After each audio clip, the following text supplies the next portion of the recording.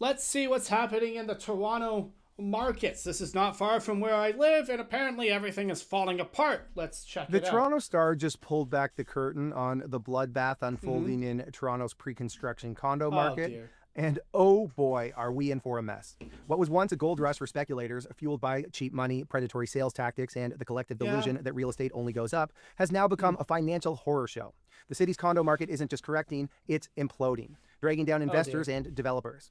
This isn't an accident. It's the inevitable result of a system built on reckless speculation, regulatory negligence, and the dangerous myth that Toronto real estate is a sure bet.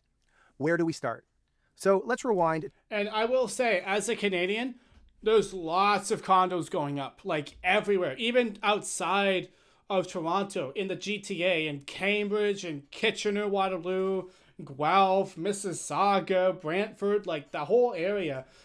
They're just building stuff. To the pandemic frenzy of 2020 to 2022. Interest rates were 0.25%, the lowest in history. Now, I knew people that were getting 5-year mortgages around 1%.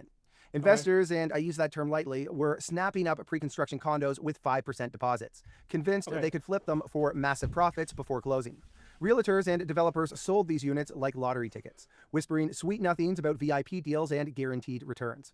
Nijar Tajden, a Montreal property manager who tries to make himself sound like a victim in this Toronto Star piece, is one of the article's anecdotes. He bought an $855,000 studio in Forest Hill in 2021, after his agent promised he'd double or triple his money. His logic? People don't lose money in real estate. They're not supposed to. Fast forward to 2025. How could you possibly think that? How could you possibly think that? Tons of people lose money in real estate. It's called a crash. Do you not remember 2008? The housing bubble, the mortgage crisis? People lose money in real estate. And that studio condo is now worth less than half of what he paid.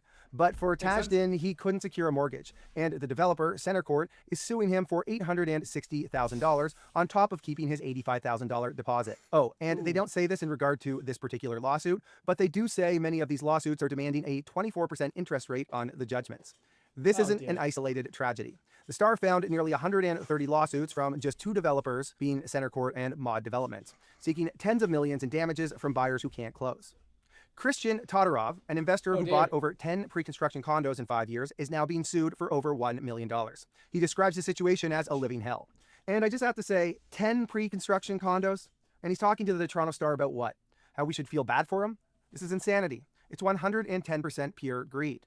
Sorry to hear about your lawsuit, Christian. The math of many of these people is brutal. It's a combination of multiple things. First, we have plummeting valuations. These buyers who signed contracts at the 2021 to 2022 peak are now facing appraisals 20 to 30% lower.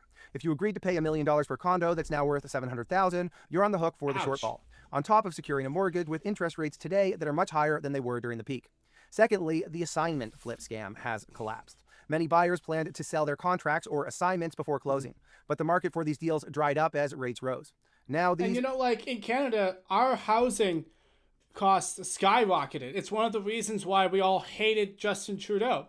He made everything so expensive. And I'm sitting here thinking, wait, why would you buy a house or a condo in one of the worst housing markets ever for a buyer? Like everything tripled in price. People were tripling their investment who bought earlier, right? So everything got more expensive. The people who already owned stuff, they made bank. They made stupid money selling in that market, and everybody overpaid. But it's like, why would you risk buying in that market? You know all the bubbles have to burst eventually. Everything comes back down, and sure enough, everything's coming back down. Assignments or contracts are trapped. Thirdly, we have developers who are doing what they have to do, which compounds it. With default rates as high as 30% in some buildings, developers are dumping units at fire sale prices, dragging down values for everyone. According to the article, a $1.1 million unit recently sold for just $830,000, a 27% loss. And here's the kicker. Developers are legally entitled to sue for every penny of the shortfall. Those 60 to 80-page contracts buyers barely read, they're ironclad. The ripple effects are catastrophic. Projects are being canceled and investors are bleeding cash. One report is saying that over 80% of new GTA condo investors are cash flow negative, losing $1,000 to $1,500 per unit per month. So who's to blame? Of course, we've got the agents, the developers, the politicians, and the people talking to the Star in this article looking for sympathy. This isn't just bad luck. It's a systemic failure. And let's not forget the Bank of Canada, who kept rates at emergency lows for too long, fueling a speculative bubble. Then they hiked rates aggressively, pulling the rug out from under buyers. And also, we got all the real estate associations that peddled fantasies of easy wealth while downplaying risks. Here's a sign of how bad it got. Tajidin's agent vanished when the market turned, so he can't sue him, even though I'm not sure it would yield anything for him. The investors, many over-levered, assumed prices would rise forever.